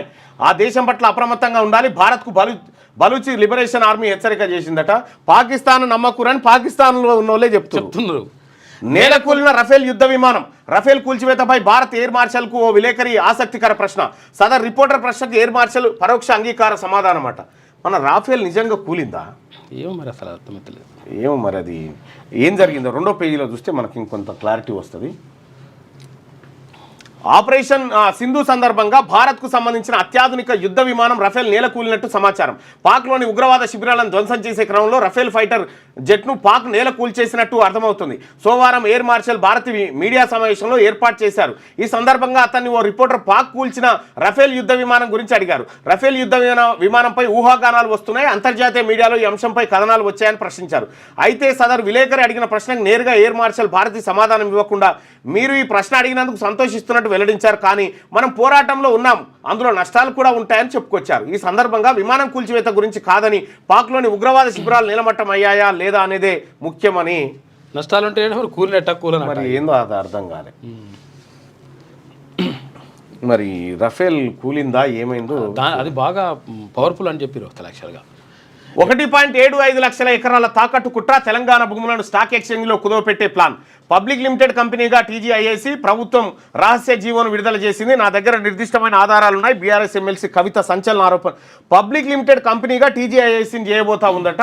అయితే ఒక రహస్య జీవోని విడుదల చేసిరని చెప్పి చెప్తా ఉన్నారు. జీవో రహస్యం అయితే మీకెట్ట తెలుస్తుంది తల్లి? తెలియదు కదా. ఎవరు తెలియదు. రహస్యం అంటే ఏంది? ఎవరికి తెలియంది రహస్యం. ఏసీబీకి చిక్కిన సూర్యాపేట డిఎస్పీ సిఐ 16 లక్షల లంచం డిమాండ్. రెడ్ హ్యాండెడ్గా పట్టుకున్న ఏసీబీ అధికారులు. సూర్యాపేట పట్టణ ఇన్స్పెక్టర్ వీరరాఘవన్ను సోమవారం డిఎస్పీ పార్థసారథి, సూర్యాపేట పట్టణ ఇన్స్పెక్టర్ వీరరాఘవన్ను చూసిరా. మీరు మీ బీసీలకు ఎప్పుడు బీసీ అధికారులకు ఎప్పుడు సోయొస్తుందో నేను చెప్తా ఉన్నా. మిమ్మల్ని వేటాడతారు, మిమ్మల్ని ఇట్లనే వేటాడతారు. బీసీ ఎస్సీ ఎస్టీ అధికారులారా మిమ్మల్ని ఇట్లనే వేటాడుతూనే ఉంటారు. వాళ్ళు అవినీతి పరులుగా చిత్రీకరిస్తారు. మీకంటే 1000 రెట్ల అవినీతి పరులు అవుతారు. మళ్ళా వాళ్ళేం సుధపూసలు కాదు, వాళ్ళు దొరకరు. ఎందుకంటే వాళ్ళకు ఆ ఏసీబీ దగ్గర నుంచి లింక్స్ ఉంటాయి కదా, మేము వస్తున్నామని చెప్తారు ముందే. అట్లాని అవినీతి చేసిన ఏసీబీ డిఎస్పీ జగదీష్ మీడియాకు వెల్లడించారు. చేయమని చెప్తలేం, ఎవరిని కాపాడాలి, ఎవరిని అవినీతి అందరు చేస్తున్నప్పుడు కొందరే ఎందుకు బలవుతారు అట్లా. నకిలీ వైద్యుల వ్యవహారంలో 3 ఆసుపత్రులపై కేసులు నమోదయ్యాయి. నిందితులను అరెస్ట్ చేయకుండా ఉండాలంటే 25 లక్షలు ఇవ్వాలని, లేదంటే మీ వ్యాపారం సక్రమంగా. దీని వెనకాల పెద్ద కథ నడిచింది. మిమ్మల్ని పట్టియడానికి అక్కడ ఉన్నటువంటి ఓ రెడ్డి గారు ఎంత ప్రయత్నం చేయాలో అంత చేసిండు. ఇంకా మీకు ఎట్లా చెప్పానో అర్థమైతలేదు. సాగరంలో అందాల భామలు సందడి చేసిన 22 దేశాల కంటెస్టెంట్లు. బుద్ధవనాన్ని సందర్శించిన అందగత్తలు. నాగార్జున సాగర్లో హై సెక్యూరిటీ. పొరపాటున కూడా వాళ్ళని నమ్మకండి. ఆ అధికారులను, ఆ అప్పర్ క్యాస్ట్ అధికారులను పొరపాటున కూడా విశ్వసించి మీరు అంతర్గత విషయాలు షేర్ చేసుకోకండి. మీ అధికారులకు ఇంకొక మాట కూడా చెప్తున్నా. ఇక టార్చ్ బేరర్ టెస్ట్లకు విరాట్ గుడ్ బై చెప్పిండు. ఇక టెస్ట్ స్వరూపాన్ని మార్చిన కింగ్. ఇక బ్యాటింగ్లోనే కాదు, కెప్టెన్ గాను రికార్డులు. 7 డబుల్ సెంచరీలు, 30 సెంచరీలు. నా నిర్వేదనలో క్రికెట్ ఫ్యాన్స్ ఉన్నారట. ఈటలేదు ఏ కులం? రెడ్డి కులమా, ముదిరాజు కులమా? ఆయన సీఎంపై మాట్లాడిన తీరు అసభ్యకరం. TPCC chief Mahesh Kumar Goud fire అయ్యిండు. ఈటల రాజేందర్ గారు ముదిరాజు కులంలో పుట్టినప్పటికీ ఆయన భార్య రెడ్డి సామాజిక వర్గం నుంచి. కాకపోతే ఈటల రాజేందర్ గారు ఎప్పుడు బీసీగా క్లెయిమ్ చేసుకోవడం, నేను బీసీ అనేటువంటి పోరాటాన్ని ఇప్పుడు చేయడు ఆయన. సో కాబట్టి ఆయన న్యూట్రల్గానే ఉంటాడు. అయితే నిన్న ఈటల రాజేందర్ గారి ఇంటిని ముట్టడి కోసం ఓ 10 మంది కాంగ్రెస్ కార్యకర్తలు పోతే వాళ్ళు బీజేపీలో 100 మంది ఉరికొచ్చారు. వీళ్ళు ఇంకా పోలీసు వాళ్ళు లేకపోతే వీళ్ళు నలిచిపోదురు వాళ్ళు. ఓకే ఆ పరిస్థితి లేని ఎందుకు కార్యకర్తలకు ఎందుకు పంచాది? ఈటల రాజేందర్ గారు, జగ్గారెడ్డి గారు తిట్టుకున్నారు. వాళ్ళిద్దరినే చెరో కట్టించి పోరి కొట్టుకోపోరని మనకెందుకు బాధ? మీరు అంగిల్ చెప్పుకుంటే ఏమొస్తుంది? ఆ యూత్ కాంగ్రెస్ పిల్లగాళ్ళు ఉన్నారు, వాళ్ళు పోయి మేము మీరేం చేయకూరి. ఎవరైతే ఇద్దరు తిట్టుకున్నారో వాళ్ళనే కొట్టుకోమన్నారు. గంతే. ఈ కొట్టుకున్న కేసులు అయితే మీకేం తీట? మనం ఎందుకు దెబ్బలు పడాలి? మనకెందుకు గాయాలు కావాలి? వాళ్ళు మంచిగానే ఉంటారు కదా. ఇప్పుడు జగ్గారెడ్డి గారు, ఈటల రాజేందర్ గారు ఫంక్షన్లో కలిస్తే మాట్లాడుకోరా? ఇక ఇవాళ నుంచి కథమైన మాటలు బందా? ఏమన్నా బాగున్నావా, తిన్నావా అంటే తిన్నా, ఉన్నావా అంటే ఉన్నాను. ఇక ఈటల రాజేందర్ గారు నిన్న ప్రెస్ మీట్లో ఆయన ఒక మాట అని నేను ఎవరితో పడితే వానితో ముచ్చట పెడతానా అని చెప్పి ఇగో ఏమన్నాడు ఎరికేనా? ఈ జగ్గారెడ్డిని ఏమన్నాడు చూడు ఈటల రాజేందర్ గారు.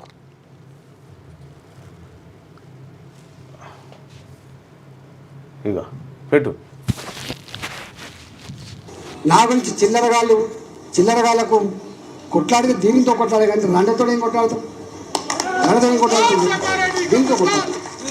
నేనన్నా ఒకసారి ఇదే ఇబ్బంది ఉంటుంది.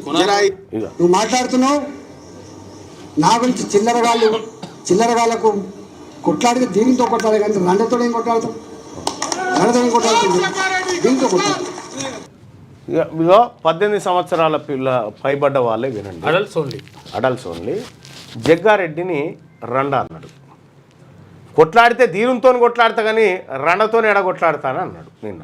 ఇక ఆయన ఎవరినన్నా పేరు అయితే పెట్టలే కానీ ఆయన అనగానే వెనకనే ఖబర్దార్ జగ్గారెడ్డి అని అన్నారు. మరి ఆయన్ని అన్నాడా ఎవరిని అన్నారా తెలియదు. కానీ మొత్తానికి వీళ్ళిద్దరు కలిస్తే మళ్ళా కూడనే కూడరా అంటే అటు బీజేపీ కార్యకర్తలారా కాంగ్రెస్ పార్టీ కార్యకర్తలారా ఇవి రెండు ఎప్పుడు వాళ్ళకి చెరో కట్టిస్తే కొట్టుకోరు, మిమ్మల్నే కొడతారు. మల్లారెడ్డి ఇప్పుడు మల్లారెడ్డి రేవంత్ రెడ్డి గారు ఏమన్నారు, అరే గుట్లే సాలే అన్నారుగా. ఏమైంది, మల్లారెడ్డి మనమరాల పెళ్లికి రేవంత్ రెడ్డి గారు వాయ పోగానే ఏమైంది, ఇద్దరు ఆయన మనమరాలను తీసుకొచ్చి రేవంత్ రెడ్డి గారు కాళ్ళ మీద వేసిండు, డై కొట్టించిండు వచ్చిపోయా. అంత ఆత్మీయత, ఎంత ప్రేమ. రాజకీయాలలో మీరు అనుకుంటారు ఇప్పుడు తీన్మార్ మల్లన్న మరి ఇట్లా రాజకీయాల్లో ఇట్లా గట్టిగా అనుకుంటారు కదా కలవరా చేరంటే అట్లా ఉండదు బాయ్ సాబ్ రాజకీయాల్లో. నేను మీకు ఉదాహరణ చెప్తా. ఇప్పుడు ఆలేరు నియోజకవర్గంలో ఎమ్మెల్యేగా బీర్లైలే గారు నిన్న మేమిద్దరం ఒక కార్యక్రమంలో పాల్గొన్నాం. ఆప్యాయంగా పలకరించుకుంటారు. రాజకీయ నాయకులకు ఇవన్నీ ఏముండేవి. కార్యకర్తలారా మీరే మోసపోతుంటారు, మోసపోయేదంతా మీరే. మీరు భావోద్రేగాలకు గురైపోయి వాడెంత వీడెంత అని మీరు కొట్టుకొని మీరు గాయాల పాలవుతారు. మీరు కూడా పెద్దగా ఆలోచించండి. ఇవి భావోద్రేగాలు రెచ్చగొట్టడానికి పనికొస్తాయి. ఈటల రాజేందర్ గారి మాటలు కానీ జగ్గారెడ్డి గారి మాటలు కానీ.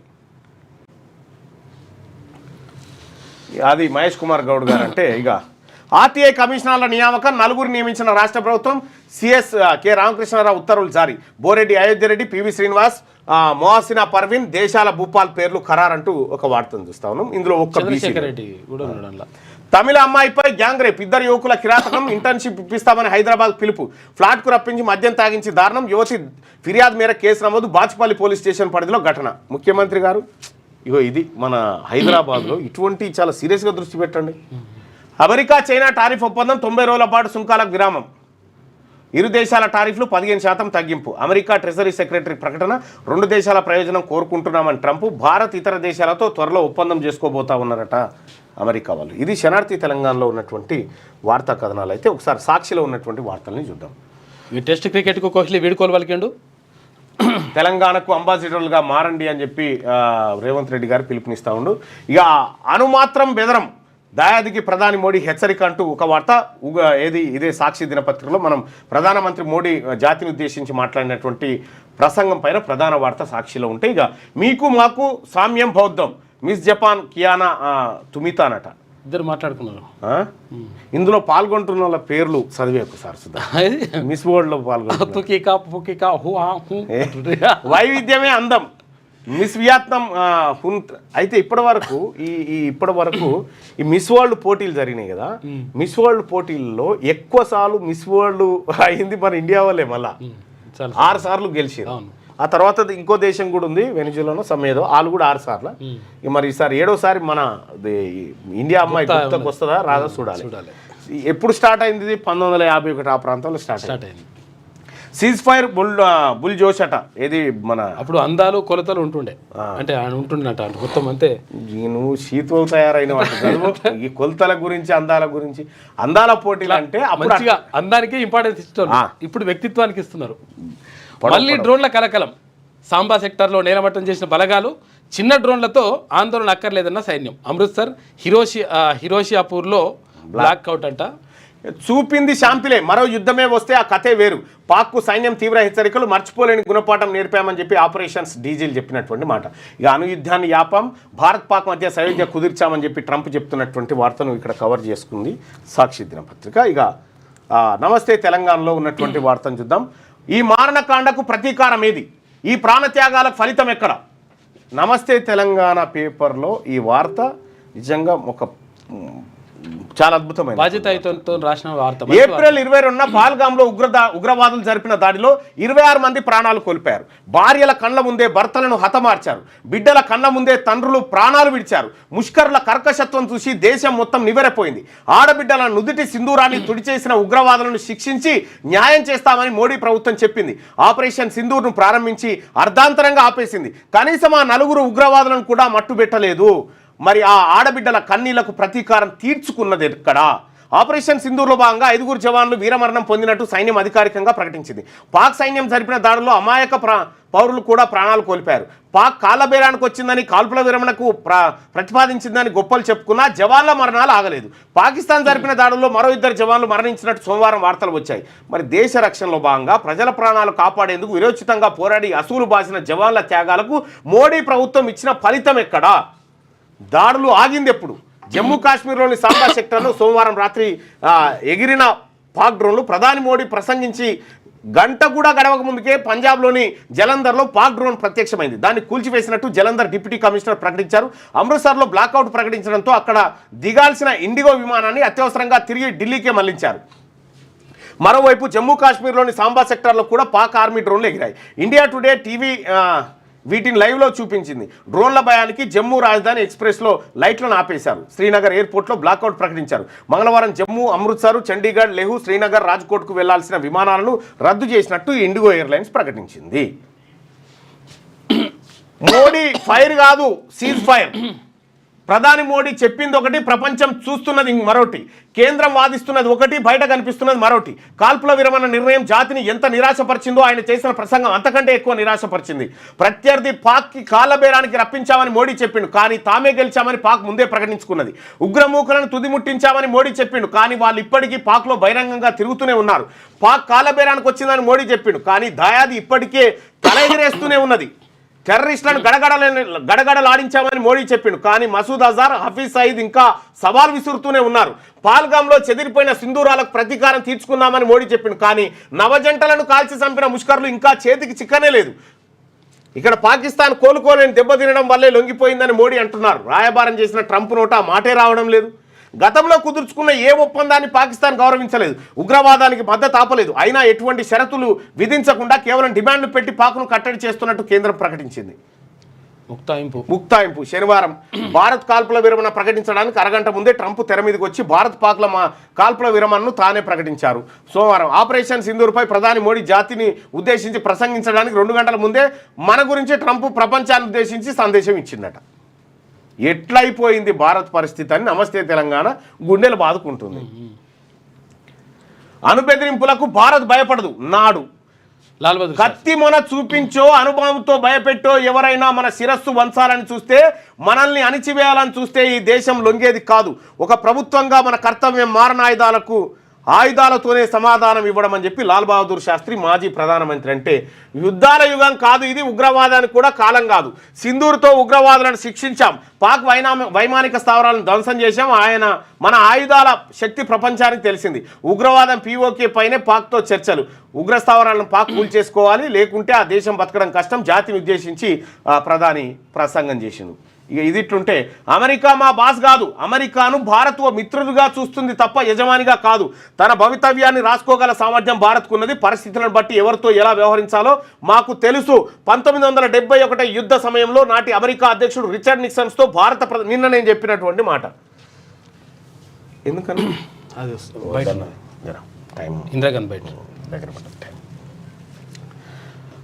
పబ్లిక్ అంతా చూసిరు, మనమే చూడలేదు.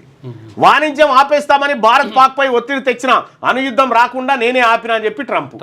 సో అక్కడ అప్పటి ప్రభుత్వాలు ఇప్పటి ప్రభుత్వం చేసినటువంటి దాన్ని కంపేర్ చేస్తూ నిన్న సోషల్ మీడియాలో నమస్తే తెలంగాణలో వచ్చినటువంటి వార్త ఖచ్చితంగా సోషల్ మీడియాలో ప్రజల అభిప్రాయాలని, ఈ వార్త వరకే మొత్తం అని చెప్పను, ఈ వార్త వరకు ప్రజల అభిప్రాయాన్ని కొంత ప్రతిబింబించింది.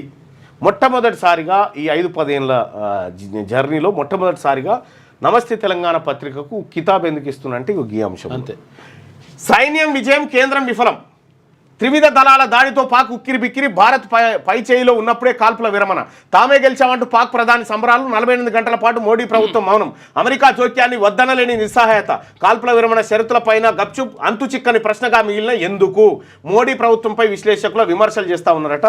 అసలు నిజంగా చాలా అంటే చాలా డ్యామేజ్ అయింది ఇది.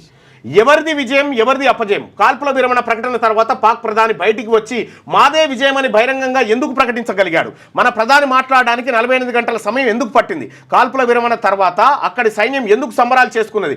భారతదేశం ఎందుకు విస్మయంలో మునిగిపోయింది? అమెరికాకు, యుఏఈకి, చైనాకు పాక్ ప్రధాని ఎందుకు కృతజ్ఞతలు చెప్పుకున్నాడు? మనం మాత్రం కాల్పుల విరమణకు కారణం ఎవరో ఎందుకు చెప్పలేకపోతున్నాం?